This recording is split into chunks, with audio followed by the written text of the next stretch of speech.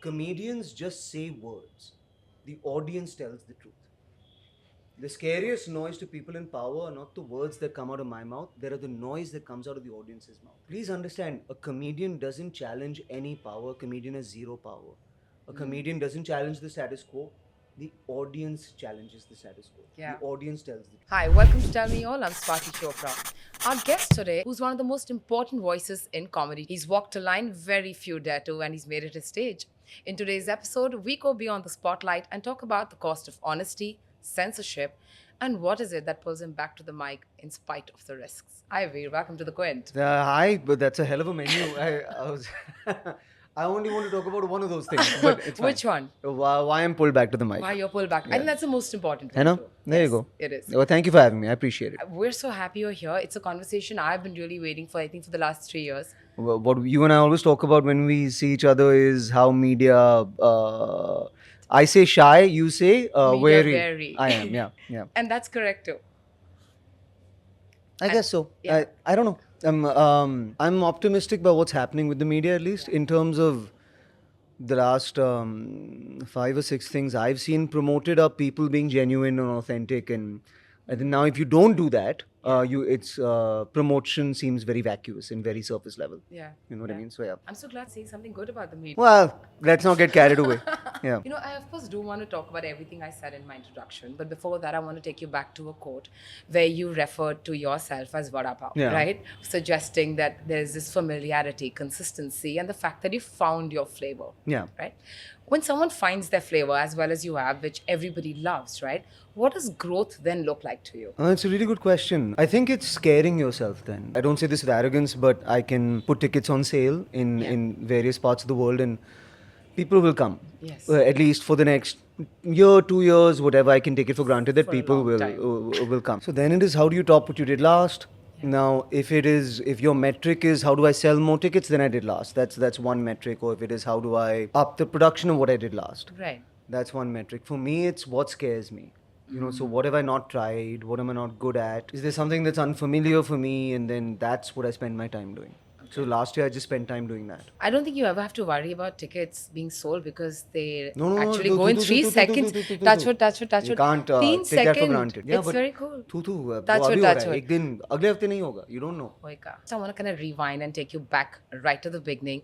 What was growing up like for you? I left Dehradun when I was 6 months old, so I don't Right. remember that too much. But I was in Africa, so I remember that being a very privileged but very small existence. Indian community was very small. Yeah. We were largely behind armed gates. People working very hard, very away from home. You can get very homesick in Africa. There's nothing very much that reminds me of India in Africa, unless you're in South Africa. You know, you weren't allowed to leave the compound. So there was one basketball net, and me and my sister had to find ways to entertain ourselves. So our parents did a very smart thing where when I was about 9 and Trisha was about 13, they sent us to boarding school in India. And then life opened up. Other kids, north of India, we got a bit of an, Indian upbringing. We kind of then had this mixed, slightly Western, slightly Indian upbringing. Yeah. And then, of Because course, you went to the US as well to study, right? Yeah. So you're somebody who's sort of grown up across continents.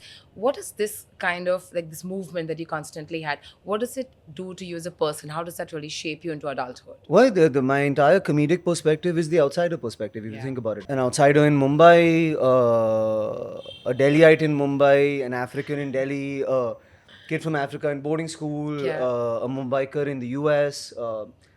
That's who I am, Yeah. is the outsider. And it takes a while to round the corner and say, okay, I will never fully be from somewhere. Right. And that's okay. I think it is advantageous as an artist to fully be from somewhere. Yeah. Because people get behind you from, because, when Diljit does Coachella, people are like, Punjabi aa gaye Coachella. You know what I mean? So it helps to be from somewhere. Yeah. And to rally a community behind you. So I had to accept roughly, but this thing that I'm not fully from somewhere.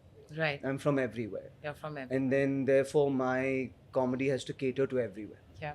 But do you not now at least say feel like home when you're in Bombay? I'm a Mumbaiker. Yeah, through right? And through and through. Yeah. Absolutely. I am a Mumbaiker. I'm a Mumbai story. I was able to come here and I was able to find some people and we were able to build a comedy scene and it turned into something pretty goddamn tremendous. You know what I mean? So that's very much a Mumbai story. That doesn't happen everywhere. Absolutely. Yeah. If you had to talk about your childhood, what were you like growing up in terms of as a student? Do you remember boarding school days? What were you like? I'm dyslexic, so I struggled a lot academically. I can't write cursive. I have a problem with numbers, so I was very lost in imagination. And I was dyslexic before dyslexia was a thing. People didn't know what it Yeah, was like back to give then. you context, I gave both of my board exams in caps.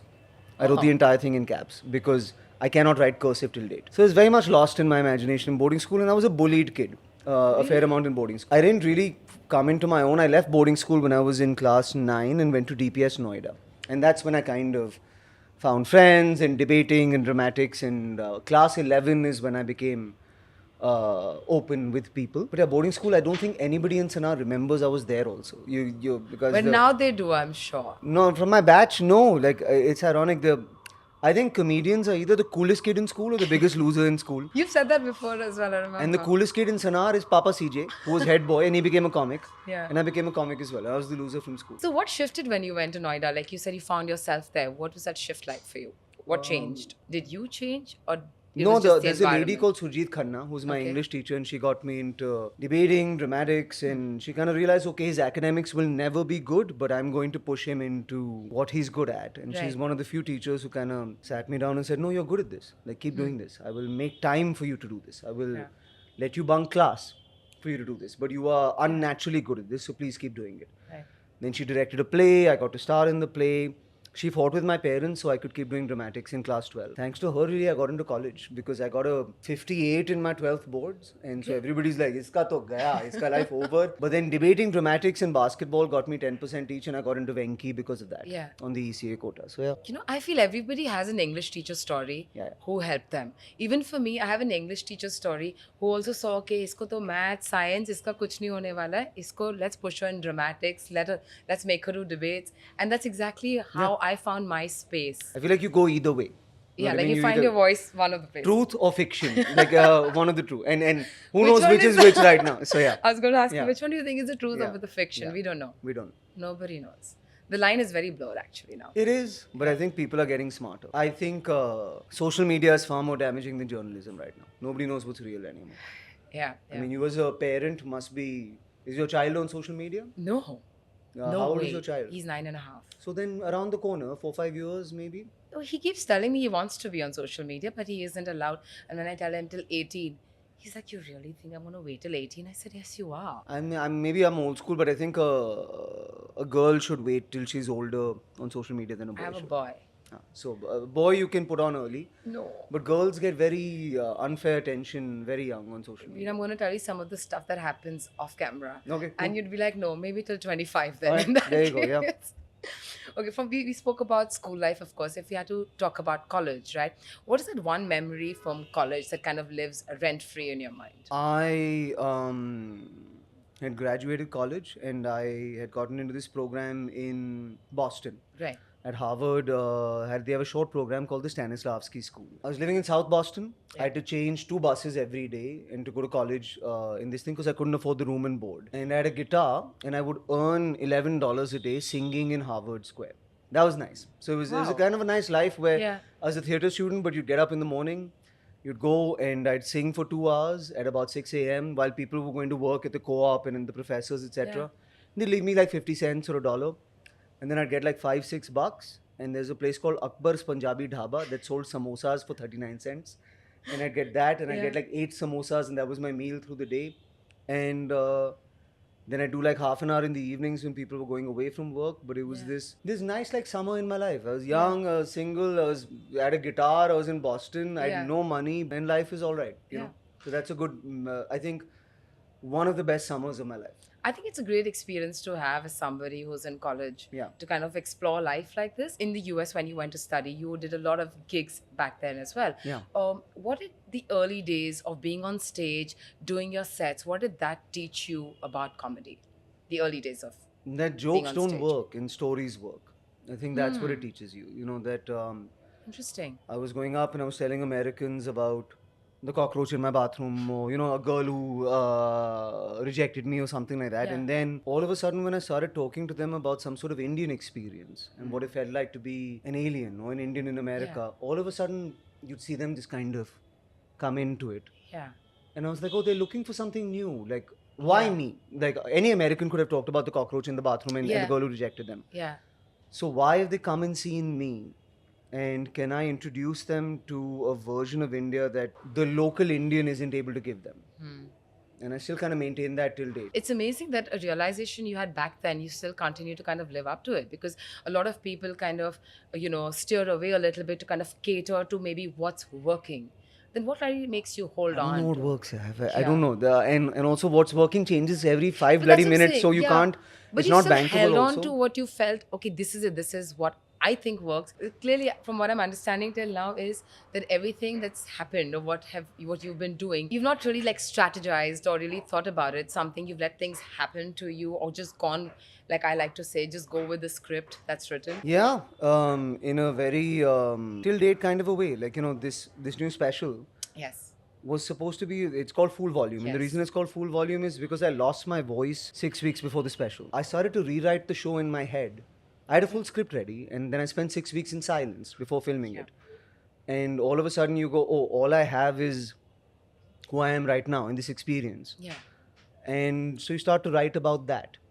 So it went from being a show about joy to being a show entirely about silence in 6 weeks. Netflix bought a show about joy, and then we filmed a show about silence. And by the way, kudos Netflix for being supportive and all of that Yeah. stuff. But you're trained as an artist to go, okay, this is my experience, and I Right. have to completely lean into this. Because that's what's worked for me so far. Because it would almost feel to have this silent experience and then to try and do the old material when you're not the same guy anymore Yeah. feels inauthentic, and comedy inauthenticity is what kills you. I want to talk about Full Volume, of course, a little later, but since you Yeah. brought it up, right? What did the 6 weeks of silent change in you? It was terrible. It was, you discover what a horrible person you are. Because you're only living with your intrusive thoughts in your brain. Okay. You know what I mean? So all you have to talk to are your intrusive thoughts. And in that time, I tried physiotherapy, I tried vocal coaching, I tried steroids, I tried homeopathy, I tried pundits removing nazar, I tried myofascial release, I tried Adele's speech therapist, Yeah. I tried chakra healing, Yeah. I tried everything. So I was just desperate because Yeah. 12,000 people are coming in 6 weeks, and every doctor is telling you, no, it's going to be 6 months before you can do this. Oh my God. So it's terrible. I would not, on my worst enemy, I would not wish that experience. Then suddenly you're in your head going, that joke doesn't work. I don't like that joke. That sounds so cheesy. That's too cheerful. Yeah. Let's do this thing. So you're just rewriting. You're supposed to shoot a special when you're at your most rehearsed. Yeah. You know what I mean? When you've done like Yeah. 180 shows and you know the material. I did new material in front of 12,000 people, rehearsed once. So that's the show. So whether it works or not, I don't know. But it's authentic. It's going to work. I hope so. Authenticity. I mean, come on, that's what really sells. I think people are really looking for authentic voices. And you're one of the few who really brings that. Whether it's a rehearsed show or not, at least the voice we know that we hear is authentic. Touch wood. I hope it. There are many precautions one has to take to kind of stay authentic a little bit, Yeah. and I'm trying to take. If I had to take you back to again performing, say back then, and when you look at yourself performing today on stage, do you remember that kind of a moment you had, like, okay, this is my space, I found it? I starting to feel that way now a little bit. My 10,000 hours are done. Yeah. So I feel like comfortable on stage now. Yeah. I know my craft. After and then- 10,000 hours, not before. Not before. I don't think it's a moment, but it comes once in every show. Nice. Once in every show, there's what you call flow state. It's where like you and the audience are both breathing at the same pace. How nice is that? You're hot, you're sweaty, they are hot, they're sweaty. Yeah. But they are like, oh, fuck, it's so good to be here. And I'm so happy I Ubered or I got Yeah. a babysitter or we're all in this. And then you're also like, we're all in this. And Yeah. your breathing matches, you and the audience. And that happens sometimes for like 4 or 5 minutes in a show. Yeah. And that is like pure flow state. And to me, like stand-up is temperature. Some musicians play color. Yes. I play temperature. And so in that moment, you and the audience are the same temperature. Right. Your body temperature is the same. That's when you know, like, yeah, I was meant for this. We're the same temperature. So it keeps happening. It's not like that one show made me realize this is space for me. No, I don't look back at. But I think that's amazing as well, right? That kind of reconfirmation or reinforcement of what you believe is true every time. Yeah, but also I see it as like I always wonder, like I wish I could take people on stage and you could see what I see. That's a view. You know what I mean? Like if you've ever seen 12,000 people No. and they're just kind of going, some tasalli is happening. Yeah. Yeah. That's Yeah. it's a really good thing to look at. It's good for your soul. It's good for your humility. Yeah. It's good for all of that stuff. That's not affirmation of what I feel. Okay. Do you know what I mean? It's a projection of what they feel. Yeah. And it reminds you of what like your responsibility is in that moment. If you see 12,000 people satiated, maza aa raha hai, we're in this. You're not feeling like, yeah, I did this. No. You Yeah, are, I understand you the know what I mean? difference. Oh, yeah, I'm good. Yeah. You are feeling, I have to preserve this.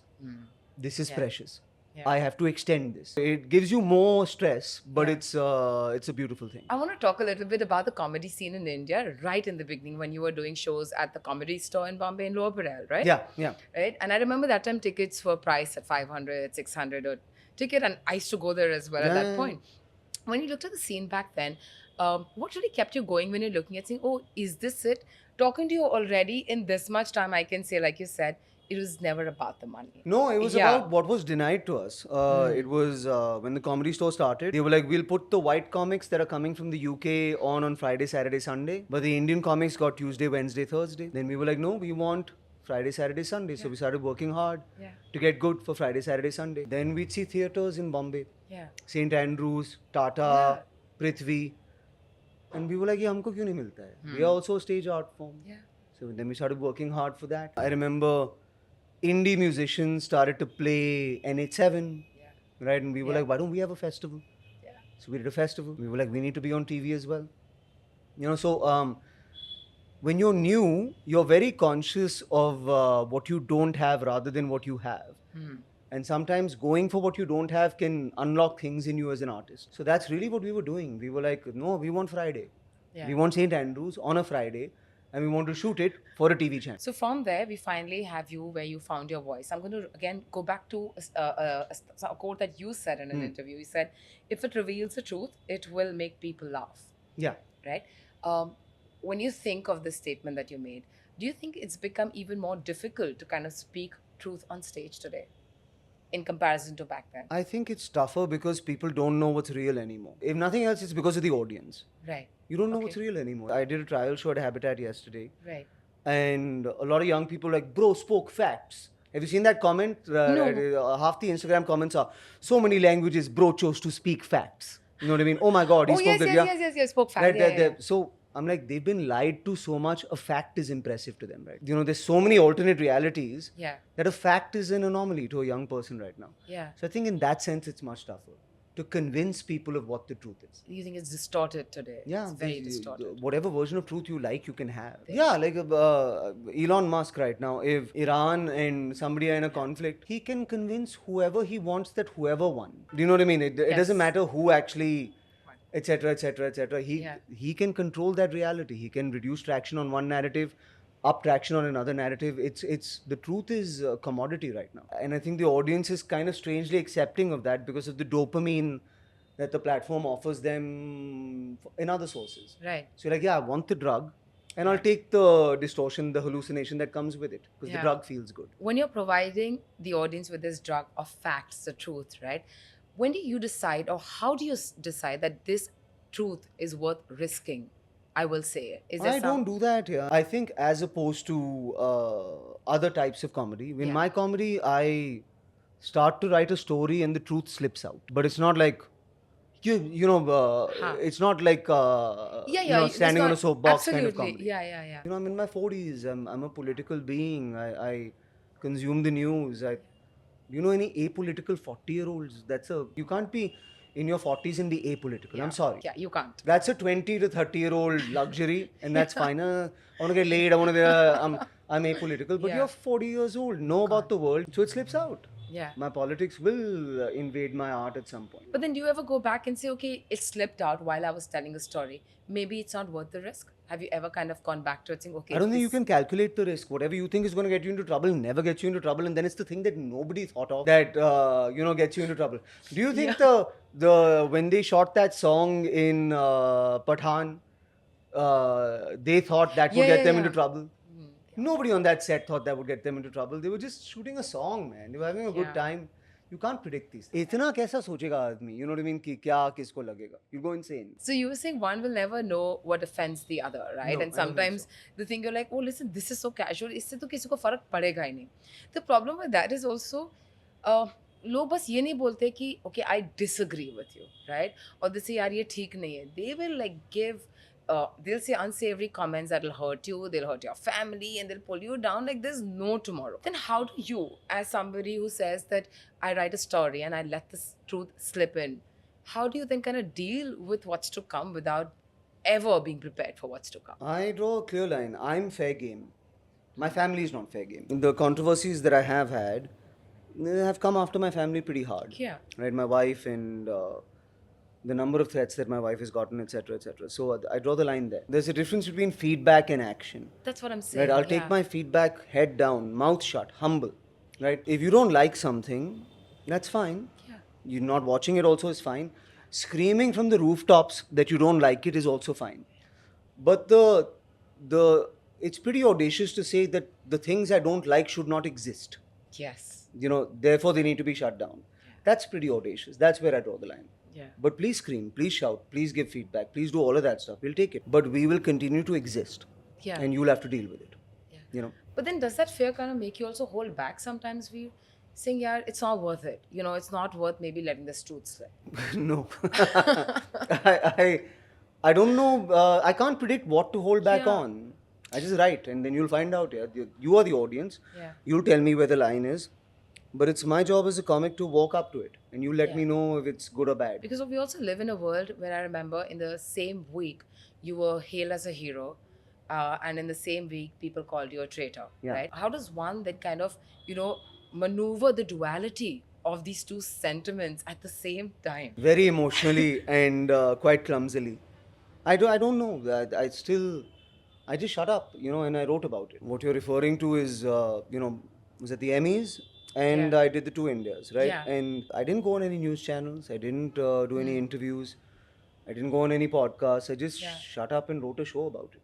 And I made it funny. So I disappeared for 5 months. There's no work also. So that was the work went away. But in retrospect, I got good advice.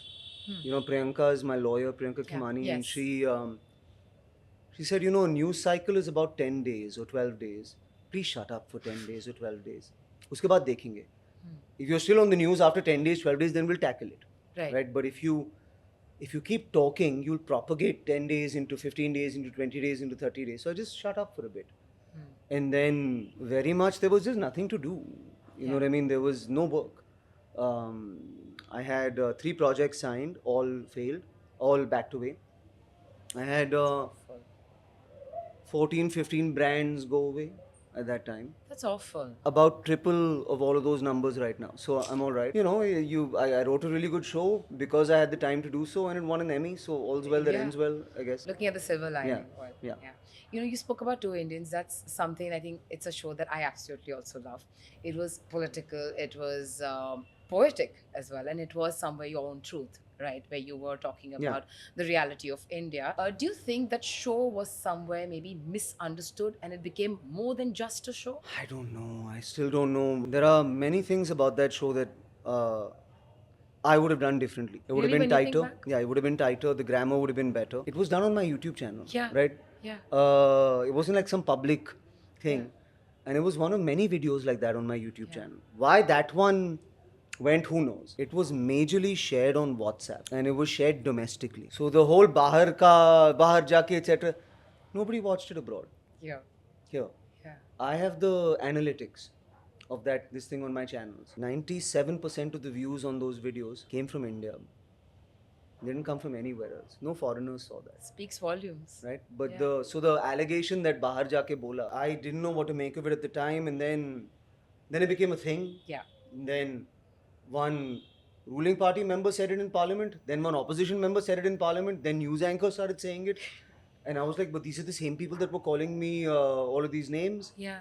saying it themselves, and it's been said 10 times before me by Gulzar Saab and by all of these people, etc. I just still don't quite know how that happened. It was a zeitgeist moment kind of a thing. When we are talking about censorship, when we are talking about the freedom of speech, and how some things kind of get misconstrued or misunderstood by people, right?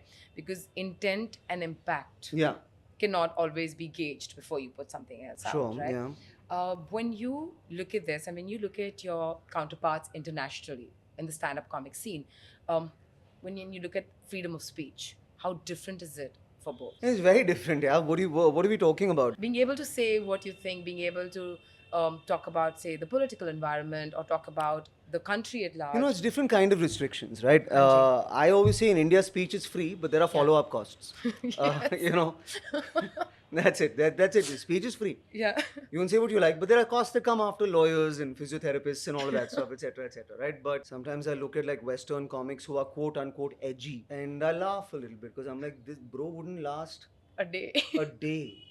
इधर तुम्हारे घर पे कोई आ गया ना और तुम्हारा, you know, they're like, अरे, people are trying to cancel me on Twitter. I'm like, Twitter? यहाँ पर तुम्हारा club तोड़ देंगे. You know what I mean? What are you talking about, Twitter? So sometimes when I see young kids, they're like, India का Dave Chappelle किधर है? India का Ricky Gervais किधर है? कहाँ से आएगा? I'm like, वो आदमी 5 मिनट में भाग के चला जाएगा यहाँ से.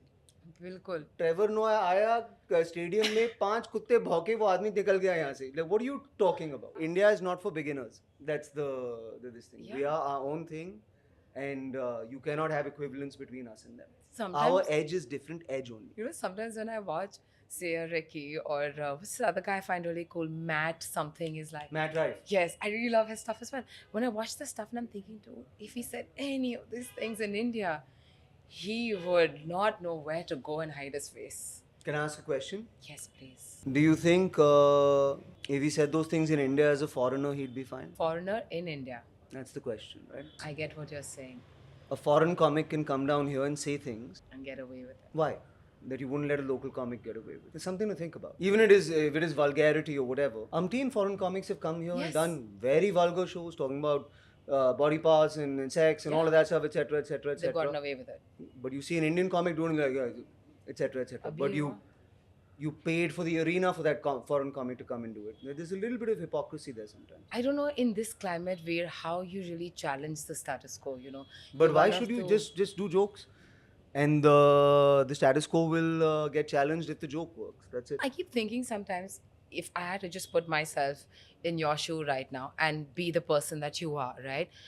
Who wants to challenge the status quo or who wants to talk about what you, but you I don't want don't. to. You just, it's something that's natural to you, Okay, I'll tell you a bit that I have in my new special. right? All right, which is people don't understand what stand-up comedy is. Okay. Happiness watched is greater than happiness lived. That's why people like watching stand-up comedy. They're not watching the comedian, they're listening to the audience. They're listening to laughter leave their body and enter another person's body. Right. Because laughter, when expressed, joy when shared, is hope.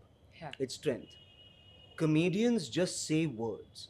The audience tells the truth. The scariest noise to people in power are not the words that come out of my mouth, they are the noise that comes out of the audience's mouth. Please understand, a comedian doesn't challenge any power, a comedian has zero power. A comedian doesn't challenge the status quo, the audience challenges the status quo. Yeah. The audience tells the truth. Because once they agree or resonate or laugh or cry with what you're saying, Yeah. that's when it is the moment of truth. Yeah. And that is challenging. Yeah, like if I went up on stage and I was like, hey, the roads in Bandra are great right now. Yeah. Who told the truth? You or me? Yeah. Yeah. Simple, right? I just made a statement. Yeah. I said it with all seriousness. You laughed. Yeah. So who's telling the truth? That's what stand-up is, right? At the end of Yeah. the day. The audience tells the truth. I'm just saying nonsense. You've set me thinking right now. See, this is what I mean. Conversations like this, because you're also leaving a conversation thinking about it differently. Yeah. And that is what is exciting to sit across from someone and learn something. Yeah. It's very rare. I can be like a celebrity if you want to. I can be, you know. अच्छा एक minute के लिए आप वो celebrity बन जाओ, ठीक है? अच्छा, what मैं भी celebrity next like? question पूछती हूँ. एक मिनट के लिए you'll answer like proper celebrity Done, types, done, ठीक है? Has self-censorship, okay, become like a survival skill for stand-up comics? You want the celebrity answer? दोनों करते हैं. I think the celebrity answer is, I believe that a certain amount of censorship is a good thing because I have a film coming up and I really do believe that I trust in the infinite wisdom of no. I think I want but to read back. the comedian answer is, I don't self-censor, but I let the audience censor me. Okay. In terms of like, comedy's rewriting, right? So Right. it's, I'll try a joke. If you don't like it, you let me know, and then I'll rewrite it Right. according to that. So you are censoring me as an Hanji. audience, but an audience that I trust and that I put on a pedestal with regards to your intelligence and our Yeah. mindset and all of that stuff. Yeah. But I'm not thinking, don't say this. You let me know, don't say this, and then I'll rethink it and rewrite it and re-say it. That's how it works. So when you look at, stand-up comics or other artists kind of get into trouble for something they've said, Sure. something controversial they've said, like if, of course, Kunal Kamra is sort of the poster boy for saying things and getting into trouble for it, right? When you look at moments like this happening and unfolding in front of you, what does that really tell you about what's going on? Okay, I'm going to give you a long-winded answer, and I'll tell you why. When a comedian makes headlines, the number one thing a comedian is asking himself is, why am I on the news? I'm just doing jokes. Why am I making headlines? Bilkul. Right? So I'm aware of the weight my words carry. So if I refer to another comedian, I'm making him make headlines again, and he's just beaten the news cycle and gotten out of the headlines and gone back Bilkul. to his normal life. Bilkul. So I don't want to do that to another comic. I respect that. We're all in touch with each other and we talk Yeah. in private. Yeah. Bhai lag gayi, etc., etc., Yeah, etc. yeah. But I don't want to put another guy on the But news. it's nice to know that there is this support as a community. For sure, That's for great. sure. There is monetary support, there is legal support, there is emotional support. All of us are in touch with each other. I love that. I think when you do political satire in India, and there are people who do it well, there are people who are getting good at it, there are people who are doing it less nuanced as well. You are doing it from a place of peace in your mind. You've made peace with the machine that you're performing in, and you've made peace with the fact that you will probably lose to the machine. But I submit to you that the victory is, in the long run, showing people who the human being is and who the machine is. You'll lose to the machine, but at least you'll prove that you're not the machine. It's tough to do, though. It's really tough. I'm not a purely political satirist, so Yeah. I would imagine it is tougher for them than it is for me. Yeah, but I mean, this profession is hard to do. If you can do anything else and be happy, please, for God's sakes, do that. Don't do this profession. It's very hard. It is. It is. Yeah. Okay, I'm going to take you back to one more line you said, okay? Since we're talking about artists and fear and everything that comes with it. You said, as an artist, I don't have a lot of fear anymore, Yeah. right? Was there a time that you did? And what shifted when you made the statement? I'm scared still. I don't know if that's... I'm wrong then. I shouldn't have said that. I'm still very afraid. I did 5 things last year that scared the shit out of me. Which were those? I wrote a book. It's very scary. In November, that's coming In out. November, that's coming Yes. out. I co-directed and starred in a movie, and I haven't been in a Hindi movie in 10 years. In 9 years, I walked away from it. That's a question a lot of people have. Aren't you doing movies, which I'm going to ask you in a bit. I have to somehow make a movie comeback this year as a leading man, and I don't know how it's going to go. I put Okay. my heart and soul into it, but it could sink or swim, but at least on my own terms, with the kind of content that I like. This Netflix special says a lot Yeah. of things, and there's a couple of other things that I'm trying that are very scary. So I'm very afraid as an artist. Very, very afraid. Okay, I don't know. But maybe do you think that this statement wasn't really being afraid of trying new things? And maybe it was more about saying the things that you want to? I don't know. I'm just trying to take you back to when you Or said maybe it. it's about being on stage. Like, I'm not afraid on stage anymore. You Okay. put me on a stage, I'm home. Sure. You Yeah. put me under hot lights, dusty stage, I'm home. Yeah. I was born there, as far as I'm concerned. So it could just be about that. I want to move on and talk about the Emmy nod. What does such a big nod mean to you as an artist? Not very much. If I went on stage with an Emmy, it would only make my life more difficult. It was tough to perform after the Emmy Why would you say that? because I had to immediately shit on it. I had to immediately disarm the audience. So in this special, it's the first thing I say. It's I won an Emmy award. Thank you so much. I'm now critically acclaimed, except the acclaim comes from white people, so nobody gives a shit. White validation is brown kryptonite, right? So that disarms and says, I don't take it too seriously, Yeah. and you shouldn't either. I remember when we met before also, and you were going to go for the Emmy, and you said that, if I win or not, it's absolutely fine. Yeah. A lot of people, when they are kind of nominated for such big honors and, there's so much stress, I for a minute didn't think you felt the pressure of winning, even in that conversation. And I see the same kind of thing, like, Well, also it's keep in okay. mind, the first time I went to the Emmys, I was called a terrorist in the news that week. So I was like, at this point, any other Emmy experience will be better than that Emmy experience. Let's be clear. Yeah, it's in a cupboard. It's in my wife and my garam kapde ka cupboard. Emmy is near like sweater and thermal and like some keeping down it warm. jacket. You're Yeah, keeping it's, it warm. it's keeping it warm. You're But it's keeping got a thermocol case and it's just in there. Like I told you a little earlier, there are a lot of people who want to know, why haven't you been doing films? I think I made some wrong choices early on. Where I envy a Nepo kid is not the fact that they have the opportunity, but they have the counsel of people who know this business really well. And I never expected to be in this business. So I just didn't understand scripts very well. And I didn't understand choices very well. Right. And I didn't understand how important it was to be making good choices early on. And I was just so overawed to be in it. And I was like, my God, a studio wants to sign me, let's go. Yeah. And I said yes too much. And I said yes to a bunch of stuff I wouldn't watch.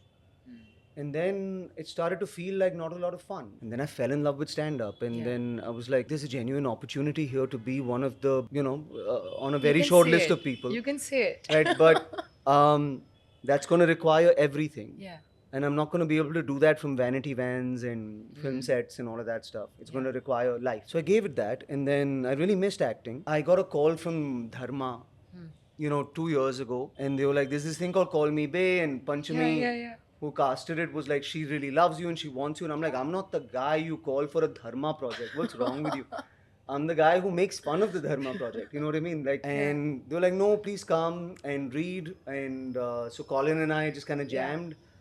And my wife Shivani was like, just do it. Just treat it as a gift. Just see what happens. And that kind of unlocked something in me where I was like, oh, I miss Being on sets. being on camera. When I started in, I don't like the word Bollywood, but the Hindi film industry, there weren't really comedic leading men, in 2009, 2010, 2011. That's changed now. So last year I called up Aamir sir and I was like, I have a film and I think only you can produce it. And he did.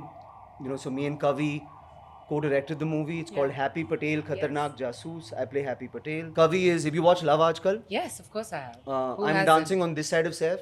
Yeah. There's in Can We Twist, I'm a background extra. Yes, I've seen that. Right. And Kavi's on the other side of Saif. So we are two guys who met in the background of Saif. And we've co-directed this movie that Aamir has produced, and I got to co-write and I play the title character. I don't know how it's gonna go, but it's me. At least whether it works or not, it is what I think is funny. Finally, on screen. So we have Colin to thank for you coming back on screen because you said Call Me Bae kind of shifted something and said, okay, I should be on the sets again. Because Colin gave me complete freedom, right? He was like, improvise, try anything. And that cast was also so good that they let me, so I tried all sorts of stupid things. Because, it was like Gurfateh and Ananya and Niharika, Lyra, and a bunch of other people. And suddenly in one scene, I'm singing a song about being bored or something like that, etc., etc. Because Colin and I, we had a system where I was like, I'll do one for you. Yeah. But when you have it, please give me one for me. And never use it, but let's try some shit. Okay. Right? So he always gave me one extra take. And in that take, the ensemble had to go with whatever the hell I did. So fun though. And it's kind of nice to be the villain because the villain gets to push people, right? And do stakes and all of that stuff. And Ananya's really good that way. She really improvises very well. Even Gurfateh really kind of improvises really well. So that was nice. You're talking about sets. If I had to take you back to the sets of Delhi Belly, okay, what's the one day that you remember from that set as clear as day? Imran had just become Imran. So Jane Tu had just come out and there were 3,000 girls screaming, Imran, Imran, Imran. Everybody went, Imran, Imran, Imran. Right? And then I'd come out ganja covered in cement. And I remember one day, one girl was like, Imran, Imran, Imran, Imran. I walked out of the van and she's like, ye villain hoga. Because I just looked like shit. I don't remember the last time I laughed so much. But I loved sharing a van with Imran and Kunal. Imran Khan, man. 3 o'clock in the morning, zero makeup, any angle, he looks good, man. It's so pissing off. He still does. He still does, no? He looks damn good. He's like our Hugh Grant. That was Imran Khan. Remember that rom-com? Hugh Grant also till now looks good in every angle. Yeah, Hugh Grant is now free. He's doing great shit. You have spoken a little bit about how the industry, I would like to think that every industry is slightly transactional. It's not just the entertainment industry. Yeah, sure. Stand up as well. Make no mistake. I'm sitting this way and looking at you this way now. That's okay. Whatever you're comfortable with. Cool. Mic hilao, jo karna hai karo, koi problem nahi. हमने आपको बहुत time से इधर बिठा के रखा है. So how do you kind of survive or make it in an industry that seems so transactional? Because you don't seem like this at all, Yaveed. From whatever little I met you in the past and from whatever conversation we've had till now. मेरा इतना लोग है, हाँ, लेकिन अच्छा लोग है. I will never make lots of little money from lots of people. I'll make money from this many people. So my art will never be massive, but it'll be passionate. And so then when you realize that my tribe is small, but it's a damn good tribe, then you are just trying to impress that tribe. Then you lose the loftier goals of celebrity and the trappings of all of that stuff. My car is 12 years old or some 10 years old because I lived in Goa and I don't see the need for a new car. These clothes are not mine. These shoes are mine. It wouldn't matter to my people what car I pulled up in and what clothes I was wearing. That tribe has grown, I cannot deny, quite largely in the last 2-3 years. I'm just hoping there are enough of them to watch a movie. That's it. There That will comes be. out. There will I'm be. hoping that it's grown that much. You know, I've realized over the years, I mean, we've seen this shift on people cast as per followers, okay? And I know that it happens. But those are not the people who are really coming to the theaters to watch films. When it comes to you, because you said, I hope those many people are there to watch the film, I'm sure there will be. Because I don't think yours is a perception built by putting in the work, oh, mujhe ye perception banana hai, mujhe followers badana hai. It's this journey that's very genuine, authentic, Yeah. honest. So I think those people will come on the seats. Well, I hope so. I would rather be the celebrity. Well, I'm not a celebrity, but I would rather be the actor who doesn't say, come see my movie because I'm a star that you should watch. I would rather be the guy who says, please come see my movie because I haven't done one in 10 years and I put my heart and soul into it and I don't know if it's going to work or not. Yeah. But it's the most exciting thing I've ever done. You know, I maybe think that's the marketing campaign for, I don't know. You know, but I think that's a worry a lot of people have because the theatrical footfalls are really dwindling and it's so unpredictable today. Nobody can understand what's going on or what Aamir did with Sitare Zameen, but I think is fantastic. I Really. love how he's like, hold my beer, मैं industry को बदल के आता हूँ. You know what I mean? He's just like, I'll just change the whole industry and come back and rewrite the model of, well done, man. Yeah, I mean, he's amazing. He's the amazing. only one I think who could really do this. Yeah. But I think for one to do this, it's also the kind of faith you need to have in your product. That is immense. I've faith. not met a man more secure than him Yeah. in his own creativity. As a producer, he's my producer. Yeah. You know, to just focus on story, nothing else, just story. Lapata ladies, look at this thing. Just phenomenal. The largely unknown names or unknown Yeah. actors, you know, not unknown but not very Not- well known yeah. actors. Story. This is the right guy for the job. Absolutely. You know, even with Happy Patel, he just focused on story, and we're a mad comedy. Yeah. We're very outrageous, right? But still drove us towards what is happening to the character, what is the story, what is the core story of the film. Said cast who you think is right for it. I could not have asked for a better producer to debut as a director. What about directing it? What was that like for you? I co-directed it with Kavi Co-direct- yeah, Shastri. Kavi, It was yeah. great. When I directed, I realized what a small part of the movie an actor actually is. You know, actor इतना छोटा सा हिस्सा है movie. And he shows up like बाबा मेरा juice, मैं ये मैं वो etc etc. तू इतना बड़ा है रे, इतना बड़ा है. ये बाकी सब कुछ काम हो रहा है. 500 लोग का काम चल रहा है. तू एक आदमी है movie पे. So when I finally directed, I'm like, my God, why? If I had just been an AD when I was growing up, my whole film career could have gone differently. I would have known really what a film is. Yeah. I didn't know because I got shortcutted into them. Yeah. Like that's why when these star children, they work as ADs, it's very beneficial to them. By the time Yeah. they become a star, they know what a film is. Yeah. You know, talking about Kavi, you said you both were background dancers in Love Aajkal. Of course, Saif was in that, and then you went on to do Go Goa Gone as well with him, right? What was Go Goa Gone for you? Because that became like this cult film back then. You know, you got so much love for it. And I, for one, really thought we'd see you in a lot more stuff after Go Goa Gone. What did that film really mean to you? That was a blast. That was just a party. That was like Yeah. Delhi Belly. It was great. Raj and DK were also kind of fresh and kind of raw and new, and Yeah. even they were kind of figuring their shit out. It was nice. It was very free. Again, it took a Saif to be like, do what the hell you like, and I'll back it.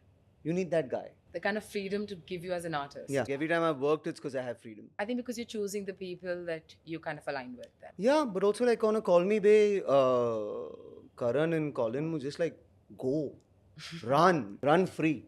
You Yeah. know, and that's very rare. The ADs were very nice on Call Me Bae. My first day on set, all the ADs were like, "F you, man. We're so glad it's you." You know what I mean? Like, they were just like, because ADs are stand-up fans, right? At the end of the day. Cute. So they're all like, "F you, man. Like, you should play this guy because you're the opposite of this guy, etc., Yeah, yeah, etc., yeah, yeah. etc." So there's a really nice, welcoming atmosphere. So now that we've spoken about your acting career, we've spoken about Happy Patel, your co-directorial debut. I would love to talk about Full Volume that comes on Netflix. It is a special that is shot by an Indian crew in 3 continents. Went to London, Yeah. we went to New York, we did a stadium in Mumbai, and we're like, we're not hiring crew from over there. Nice. We found Indians over there. Very nice. My DP Siddharth Vasani is from here. We Okay. found a crew that shoots weddings in London. We went and shot a special as Indians in iconic venues across the world. I'm really proud of it. Yeah. It's about silence. It's about losing your voice. it's unrehearsed. You know, so it is really me sharing very intrusive thoughts. It's Yeah. not as calculated and as crafted as my previous specials. It's very silly. Yeah. It's very foolish. And I hope you like it. It comes out July 18th. That's all I'm Yes. going to say. And then you, of course, have another flavor that you've added to your vada pav, which is The Outsider. It is so hard to write a book as a dyslexic person. It is the hardest thing you will ever do in your life. But also to look at your life from like a non-judgmental way, a non-chronicle way, a non-arrogant way. Right. My whole book is about my failures. It's Okay. not about successes at all. So I hate arrogant celebrity memoirs. So my book is I felt like a loser, outsider, outcast, imposter my entire life. And if that's you, this book is for you. It's not like here's how I did this shit or here's the path to success. All of that. There is the life of the party. And then there's one person in the corner of the party like, my God, I got invited to the party. I don't know. Am I wearing the right thing? Should I talk to people? Should I not talk to people? Should I just try and play it cool? I don't know. Should I leave? If that's you, this book is for you. But if you're the life of the party or the cool kid, or if you listen to successful dude podcasts on the internet, etc., etc., Yeah. my book is not for you at all. Any of those things though change, like you said, I think live largely with this imposter syndrome, and where you're kind of, I am as a person slightly underconfident, not sure of what I'm doing, and like you mentioned, if you're any of these things, this book is for you, right? But has any of that changed since then? No. I feel like a kid who got given the keys to the store. There are no parents, and I'm like, shit, there's so much candy. What am I doing here? You know, that's the only way I know how to describe it. So a very befitting name for a book, I would like to think. And a recent comment from your audience, either online or while you performed, what's that one comment that stays rent-free in your mind? Somebody wrote to me saying, I see you trying new things and trust that I'll show up for them. How nice is And I that? was like, my God, what a lovely, you know what I mean? Yeah, yeah. Like I see you trying, and I Yeah. see you're not good at it yet, but I see you trying because like my new show is a different format, etc., Yeah. etc. So they came for the trial show, and they were like, I see you trying new things. It's going to get better, and I'll show up for the complete project. And I was like, shit, Yeah. what a great audience member to have, man. Yeah. You know. And on that note, thank you so much for joining me. I Thank appreciate it. you so much for this. Thank Bye. you.